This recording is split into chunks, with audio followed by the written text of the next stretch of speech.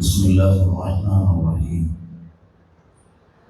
الحمد لله رب العالمين، والصلاة والسلام على أشرف المرسلين وآل كل والصحابة أجمعين. أما بعد. ഏറ്റവും ബഹുമാന ആദരവുകൾ നിറഞ്ഞ ഉസ്താദ്മാർ, ശബ്ദം ശ്രവിക്കുന്ന നാട്ടിലെ കാരണവന്മാർ, മുതഅല്ലിമീങ്ങൾ, സുഹൃത്തുക്കൾ, മറ്റു ഉമ്മമാർ, അല്ലാഹു സുബ്ഹാനഹു വ തആല നമ്മുടെ മഹത്തായ ഈ സദസ്സ് നമ്മിൽ നിന്ന് ഖബൂൽ ചെയ്യുമാറാവട്ടെ. നമ്മളെല്ലാവരെയും അവൻ്റെ ഇഷ്ടക്കാരിൽ ചേർത്ത് അനുഗ്രഹിക്കട്ടെ. ആമീൻ യാ റബ്ബൽ ആലമീൻ. ആമുഖമായി ദുആ ചെയ്യുകയാണ്. നമുക്കെല്ലാവർക്കും അറിയാം, പരിശുദ്ധമായ ഒരു മാസത്തിലേക്കാണ് നമ്മൾ പ്രവേശിക്കാൻ നിൽക്കുന്നത്. അല്ലാഹു സുബ്ഹാനഹു വ തആല അവൻ്റെ വിശുദ്ധമായ ഖുർആൻ ശരീഫിലൂടെ ഓർമ്മപ്പെടുത്തുകയാണ്, വഅതിമ്മുൽ ഹജ്ജ വൽ ഉംറത ലില്ലാഹ്. അല്ലാഹു സുബ്ഹാനഹു വ തആലക്ക് വേണ്ടി നിങ്ങൾ ഹജ്ജ് നിർവഹിക്കൂ, ഉംറ നിർവഹിക്കൂ എന്ന് അല്ലാഹു സുബ്ഹാനഹു വ തആല പഠിപ്പിക്കുകയാണ്. ഈ ഹജ്ജിനെ കുറിച്ച് നമ്മൾ പഠിക്കുമ്പോൾ, ഹജ്ജിന്റെ പിന്നാമ്പുറങ്ങളിലേക്ക് നമ്മൾ സഞ്ചരിച്ചു പോകുമ്പോൾ നമുക്ക് ചില ചരിത്രങ്ങൾ വായിക്കേണ്ടി വരികയാണ്. വിശാലമായ ചരിത്രത്തിന്റെ ആഴങ്ങളിലേക്ക് കടക്കാൻ ഇവിടെ സമയം പോരാ. അതുകൊണ്ട് തന്നെ ചില ഭാഗങ്ങൾ സ്പർശിച്ചു പോകാനേ നിർവാഹമുള്ളൂ. പരിശുദ്ധമായ ഇസ്ലാം, ആ ഇസ്ലാമിനെ നമുക്ക് കൈമാറിത്തരുന്നതിൽ മഹത്തുക്കളായ അമ്പിയാ മുർസലുകൾ വളരെയധികം ക്ലേശതകൾ അനുഭവിച്ചിട്ടുണ്ട്. മഹാനായ ഇബ്രാഹിം നബി അലൈഹിസ്സലാം, ആ ഇബ്രാഹിം നബി അലൈഹിസ്സലാത്തു വസ്സലാമിന്റെ പുത്രനാണ് മഹാനായ ഇസ്മായിൽ നബി അലൈഹിസ്സലാം. ആ ഇസ്മായിൽ നബി അലൈഹിസ്സലാത്തു വസ്സലാമിന്റെ പരമ്പരയിലൂടെയാണ് മുഹമ്മദ് റസൂലുള്ളാഹി സ്വല്ലല്ലാഹു അലൈഹി വസല്ലം തങ്ങൾ കടന്നു വരുന്നത്. അല്ലാഹു സുബ്ഹാനഹു വ തആല നബി സല്ലല്ലാഹു അലൈഹി വസല്ലം തങ്ങളോട് പറയുന്നുണ്ട്, ثم أوحينا إليك أن اتبع إبراهيم حنيفا وما كان من المشركين. നിങ്ങളുടെ വന്യ പിതാവായ നിങ്ങളുടെ ഇബ്രാഹിം നബി അലൈഹിസ്സലാം, ആ ഇബ്രാഹിം നബി അലൈഹിസ്സലാത്തു വസ്സലാമിനോട് നിങ്ങൾ അനുധാവനം ചെയ്യണം. ഇബ്രാഹിം നബി അലൈഹിസ്സലാത്തു വസ്സലാം ആരാണ്? ഹനീഫൻ. മഹാനവറുകളുടെ ആദർശത്തിൽ, വിശ്വാസത്തിൽ ഒരു കലർപ്പും വന്നിട്ടില്ല. മഹാനവറുകൾ ഏകദൈവ വിശ്വാസിയാണ്. മഹാനവറുകളുടെ വാപ്പാസർ ബൗദ്ധൈവ വിശ്വാസിയായിരുന്നു. ബിംബങ്ങൾ ഉണ്ടാക്കി വിൽക്കുകയും ആരാധിക്കുകയും ചെയ്തിരുന്ന ആളായിരുന്നു. ഈ ഒരു കാലഘട്ടത്തിൽ മഹാനായ ഇബ്രാഹിം നബി അലൈഹിസ്സലാം അതാ വാപ്പയോട് ദഅവത്ത് നടത്തുകയാണ്. വാപ്പയോട് ഇബ്രാഹിം നബി അലൈഹിസ്സലാം ഇസ്ലാമിലേക്ക് വരാൻ പറയുകയാണ്. നിങ്ങൾക്ക് ഒരു ഉപകാരവും ചെയ്തു തരാൻ കഴിയാത്ത, അങ്ങോട്ട് മറിച്ചിട്ടാൽ അവിടെ കിടക്കുന്ന ബിംബങ്ങൾ വല്ലതും കാത്തിച്ചാൽ സ്വയം വൃത്തിയാക്കാൻ പോലും കഴിയാത്ത, ഒന്ന് ഇളകാനോ സ്വയം ചലിക്കാനോ സംസാരിക്കാനോ ഒന്നും കഴിയാത്ത സ്റ്റാച്ചുകളെ നിങ്ങൾ ആരാധിക്കുകയാണോ എന്ന് മഹാനായ ഇബ്രാഹിം നബി അലൈഹിസ്സലാം ചോദിക്കുകയാണ്. അപ്പോൾ ഇബ്രാഹിം നബി അലൈഹിസ്സലാത്തു വസ്സലാമിനോട് അവർ പറയുന്നത്, ഇത് ഞങ്ങളുടെ മുൻഗാമികളായ മാതാപിതാക്കൾ, രക്ഷിതാക്കൾ ആരാധിച്ചു വരുന്ന രീതിയാണ്. അത് ഞങ്ങൾ മാറ്റാൻ ഒരുക്കമല്ല. ബുദ്ധിപരമായി അവരോട് സമീപിച്ചപ്പോഴും താൽക്കാലികമായി അവർ ചിന്തിച്ചു എന്നല്ലാതെ പരിശുദ്ധമായ ഇസ്ലാമിലേക്ക്, ഏകദൈവ വിശ്വാസത്തിലേക്ക് അവർ വന്നില്ല. അപ്പോൾ നബി സല്ലല്ലാഹു അലൈഹി വസല്ലം തങ്ങളോട് ഇബ്രാഹിം നബി അലൈഹിസ്സലാത്തു വസ്സലാമിനോട് അനുധാവനം ചെയ്യാനാണ് പറയുന്നത്. ഇബ്രാഹിം നബി അലൈഹിസ്സലാം ചരിത്രം ഇങ്ങനെ വായിച്ചു നോക്കുമ്പോൾ മാനവകൾ തൗഹീദിനെ ഇവിടെ വല്ലാതെ പ്രചരിപ്പിച്ചിട്ടുണ്ട്. ഖുർആൻ ശരീഫ് വായിച്ചാൽ മനസ്സിലാകും, വന്ന അമ്പിയാ മുർസലുകൾ അവരുടെ എല്ലാവരുടെയും ദൗത്യം എന്തായിരുന്നു? അല്ലാഹുവിനെ മനസ്സിലാക്കി കൊടുക്കുക, അമ്പിയാ മുർസലുകളെ മനസ്സിലാക്കി കൊടുക്കുക. നമ്മൾ മരിച്ചുപോയി, ഇനി ഒരു ആഖിറം വരാനുണ്ട്, അവിടെ നമുക്ക് ഹിസാബുണ്ട്. ഇങ്ങനെയുള്ള വിഷയങ്ങൾ പഠിപ്പിച്ചു കൊടുക്കാനാണ് അമ്പിയാ മുർസലുകൾ വന്നത്. ഇങ്ങനെ അടിസ്ഥാനപരമായി അല്ലാഹുവിന്റെ ആസ്തിക്യം പറഞ്ഞു കൊടുക്കാനാണ് അമ്പിയാ മുർസലുകൾ വന്നത്. ആ ഇബ്രാഹിം നബി അലൈഹിസ്സലാത്തു വസ്സലാം അവിടുത്തോട് തുടരാനാണ് നബി സല്ലല്ലാഹു അലൈഹി വസല്ലം നമ്മളോട് പറഞ്ഞത്. ഇബ്രാഹിം നബി അലൈഹിസ്സലാത്തു വസ്സലാമിന്റെ മില്ലത്ത്, മാർഗത്തോട് തുടരണേ നബിയേ. വമാ കാന മിനൽ മുശ്രിക്കീൻ. ഇബ്രാഹിം നബി അലൈഹിസ്സലാം ബഹുദൈവ ആരാധകരിൽപ്പെട്ടവരല്ല നബിയേ. ആ ഇബ്രാഹിം നബി അലൈഹിസ്സലാം ഹജ്ജിലേക്ക് വരാം. ഹജ്ജിന്റെ പശ്ചാത്തലം വായിക്കുമ്പോൾ എന്റെ ശബ്ദം ശ്രവിക്കുന്ന ഉമ്മമാരെ, അതാ ഓടി ചാടി നടക്കുന്ന പ്രായത്തിലെത്തി നിൽക്കുന്ന മകൻ ഇസ്മായിൽ നബി അലൈഹിസ്സലാം. മഹാനരായ ഇബ്നു അജീബ് വിശദീകരിച്ചു, 13 വയസ്സ് അല്ലെങ്കിൽ 7 വയസ്സെത്തിയ കുട്ടി, ആ കുട്ടിയെ കൊണ്ടുപോയി അറുക്കണം എന്ന് ഖാലിഖായ റബ്ബ് പറയുമ്പോൾ ഇബ്രാഹിം നബി അലൈഹിസ്സലാം മറ്റും ചിന്തിച്ചില്ല. 3 പ്രാവശ്യം മാനവர்கள் കിനാവിൽ കാണുകയാണ്. അമ്പിയാ മുർസലുകളുടെ വഹിയത്ത്, അവരുടെ സ്വപ്നം അത് വഹിയാണ്, അത് യഖ്ലത്ത് പോലെ തന്നെയാണ് എന്ന് ഇബ്നു അജീബ് തങ്ങൾ എഴുതുകയാണ്. മഹാന്മാരായ അയിമ്മത്ത് മുഴുവൻ നമുക്ക് പഠിപ്പിച്ചു തന്നിട്ടുണ്ട്. ഈ അഖീദയിലാണ് നബി സല്ലല്ലാഹു അലൈഹി വസല്ലം നമ്മളോട് ഖുർആൻ പറഞ്ഞത് എന്ന് വാക്കുകൾ രേഖപ്പെടുത്തുകയാണ്. അങ്ങനെ ഈ ചെറിയ കുട്ടിയെ അറുക്കാൻ കൊണ്ടുപോകുമ്പോൾ, അതാ നിങ്ങൾ എന്ത് വാപ്പയാണ്, നിങ്ങൾ ചെറിയ മകൻ അറുക്കാൻ കൊണ്ടുപോവുകയാണോ എന്ന് ചോദിച്ചുകൊണ്ട് ശൈത്താൻ വരികയാണ്.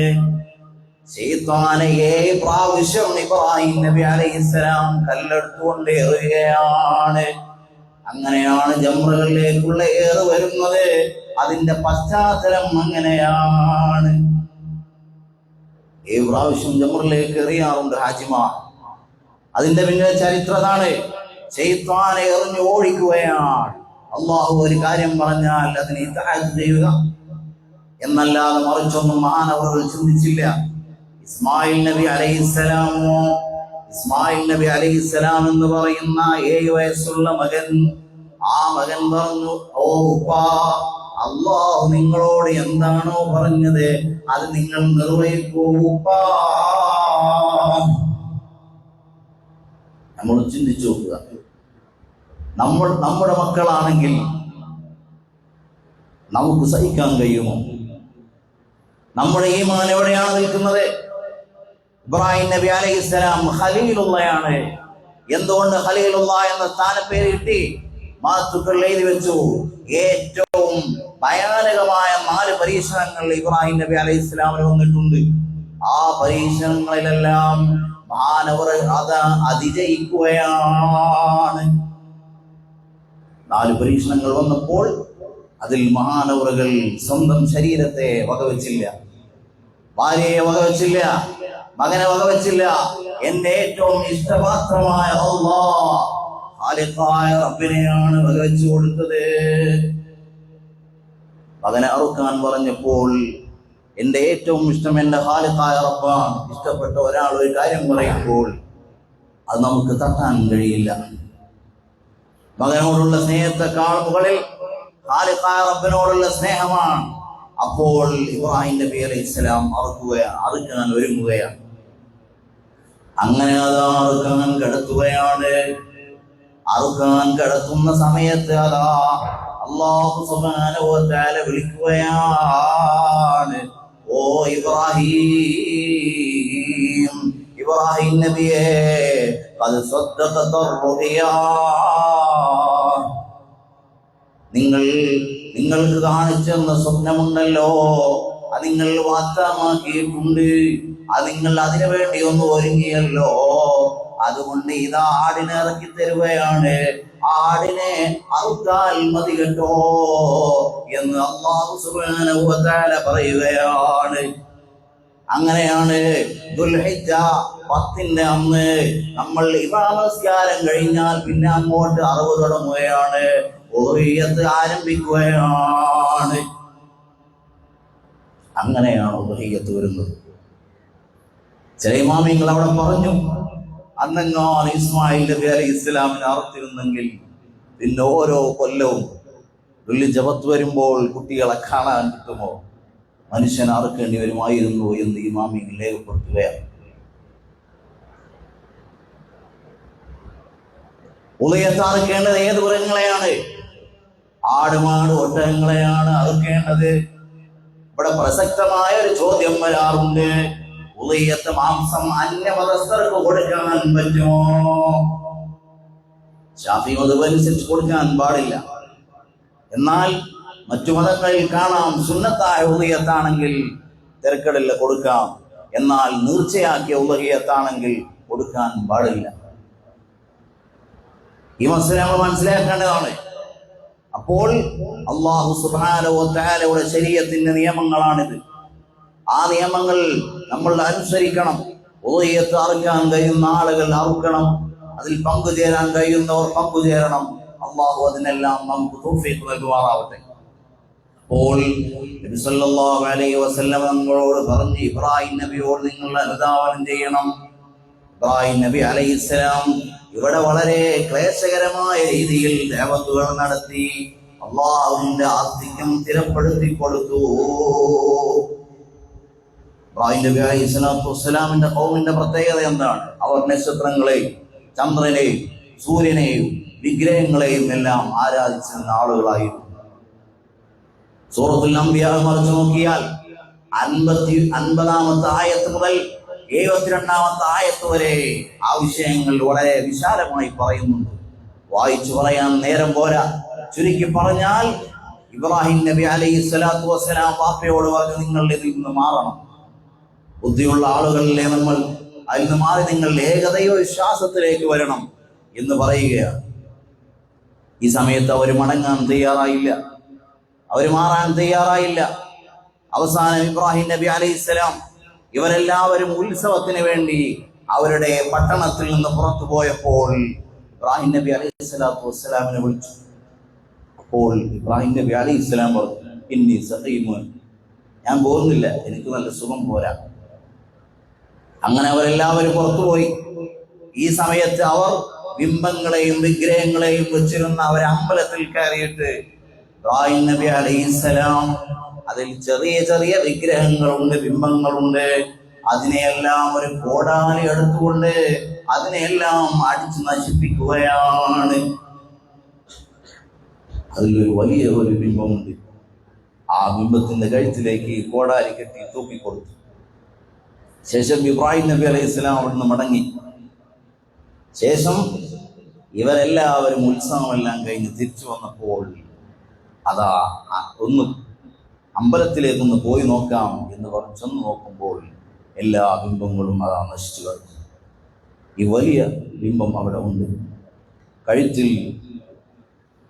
ഇതാ ആ സാധനം, അതിൻ്റെ ആയുധം അവിടെ തൂക്കിയിട്ടുണ്ട്, കോടാലി തൂക്കിയിട്ടുണ്ട്. അപ്പോൾ അവർ പറഞ്ഞു, ഇതാരാണ് ചെയ്തത്? ഇത്രയും വലിയ അക്രമം ആരാണ് കാണിച്ചത്? അപ്പോൾ കൂട്ടത്തിൽ നിന്ന് ഒരാൾ പറഞ്ഞു, ഈ ബിംബങ്ങളെയൊക്കെ ഇല്ലായ്മ ചെയ്യണം എന്ന് പറഞ്ഞിരുന്നു ഇബ്രാഹിം എന്ന് പറയുന്ന ആൾ, അയാളായിരിക്കും ഇത് ചെയ്തത് എന്ന് പറഞ്ഞു. അപ്പോൾ കൂട്ടത്തിലുള്ള മറ്റാളുകളെല്ലാവരും പറഞ്ഞു, ഇബ്രാഹിം നബിയെ ഇങ്ങോട്ട് കൊണ്ടുവരൂ. അങ്ങനെ ഇബ്രാഹിം നബി അലൈഹിസ്സലാത്തു വസ്സലാമിനെ ആളുകളുടെ ഇടയിലേക്ക് വിളിക്കുകയാണ്. ഇബ്രാഹിം നബി അലൈഹിസ്സലാം വരികയാണ്. അവിടെയാണ് ഇബ്രാഹിം നബി ഇസ്ലാം ബുദ്ധിപരമായി അവരെ ഏകദൈവ വിശ്വാസത്തിലേക്ക് ക്ഷണിക്കുകയാണ്. നിങ്ങളുടെ വലിയ ദൈവമല്ലേ ഇരിക്കുന്നത്, ചോദിച്ചു നോക്കൂ, ആരാണ് ഈ പണി ചെയ്തത് എന്ന് ഇബ്രാഹിം നബി അലൈഹിസ്സലാം അവരോട് ചോദിക്കുകയാണ്. അപ്പോഴാണ് അവർ ചിന്തിക്കുന്നത്, അവര് തന്നെ പറയുകയാണ്, ബിംബത്തിനൊന്നും ചെയ്യാൻ കഴിയില്ലല്ലോ. എന്നിട്ട് വീണ്ടും അവര് പഴയ വിശ്വാസത്തിലേക്ക് തന്നെ മടങ്ങുകയാണ്. ഇങ്ങനെ അവരെ ഏതൊക്കെ രീതിയിൽ ഏകദൈവ വിശ്വാസത്തിലേക്ക് കൊണ്ടുവരാൻ കഴിയും, അതെല്ലാം മാനവകൾ ശ്രമിച്ചിട്ടുണ്ട്. ഇങ്ങനെ എല്ലാ നിലക്കും മഹാനവറുകൾ പരിശ്രമിച്ചു.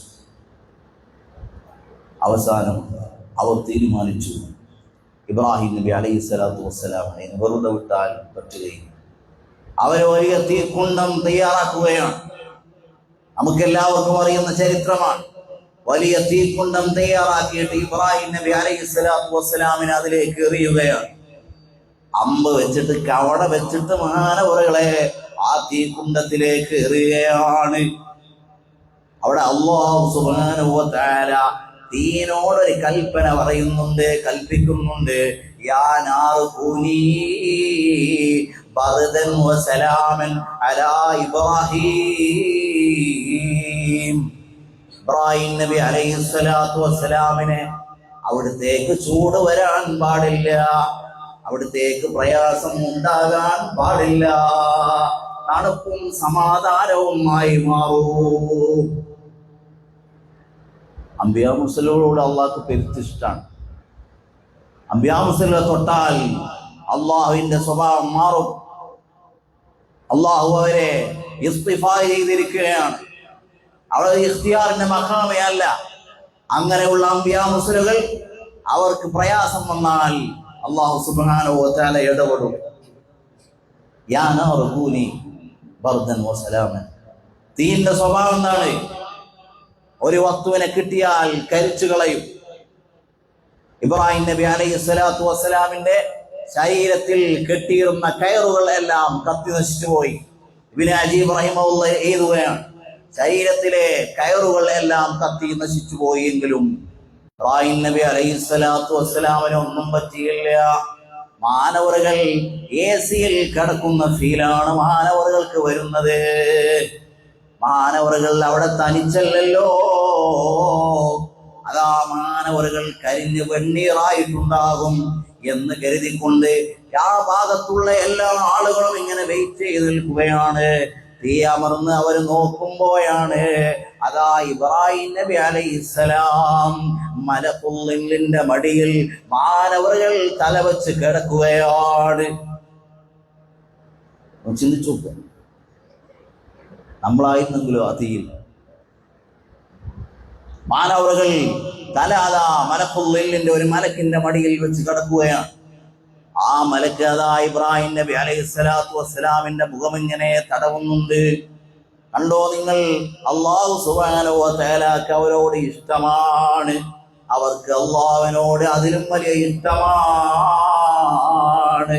അതുകൊണ്ടാണ് ഖലീലുല്ലാഹ്, അല്ലാഹുവിന്റെ ഇഷ്ടക്കാരൻ എന്ന പേര് ഇബ്രാഹിം നബി അലൈഹി സ്വലാത്തു വസ്സലാമിന് കിട്ടുന്നത്. ഖലീലുല്ലാഹ്, നബി സല്ലല്ലാഹു അലൈഹി വസല്ലം തങ്ങൾ ഹബീബുല്ലാഹ്. ഇങ്ങനെ അള്ളാഹുവിനെ പ്രണയം വെക്കുന്നതിനനുസരിച്ച് അവർക്ക് അള്ളാഹു സ്ഥാനപ്പേരുകൾ നൽകിയിട്ടുണ്ട്. മക്കയിൽ ആരും താമസിക്കാത്ത പ്രാന്ത പ്രദേശത്ത് ഭാര്യയെയും കുഞ്ഞിനെയും കൊണ്ടുപോയി താമസിപ്പിക്കണം എന്ന് പറഞ്ഞപ്പോൾ മഹാനവറുകൾ അതാ കൊണ്ടുപോവുകയാണ്. കൊണ്ടുപോയി പാർപ്പിച്ച് തിരിച്ചു പോരുമ്പോൾ ഭാര്യ ചോദിച്ചു, അല്ല എന്താണിത് പറ്റിയത്? അള്ളാഹുവിന്റെ വല്ല പ്രത്യേക ഓർഡറും ഉണ്ടോ? ഈ സമയത്ത് ഇബ്രാഹിം നബി അലൈഹിസ്സലാം പറഞ്ഞു, അതെ എന്ന് പറഞ്ഞിട്ട് മഹാനവറുകൾ ദുആ ചെയ്യുകയാണ്. ഖുർആൻ അത് പറഞ്ഞിട്ടുണ്ട്, ഒരു വിശദീകരിച്ച് പറയുന്നില്ല. എന്നിട്ട് മഹാനവറുകൾ മടങ്ങുകയാണ്.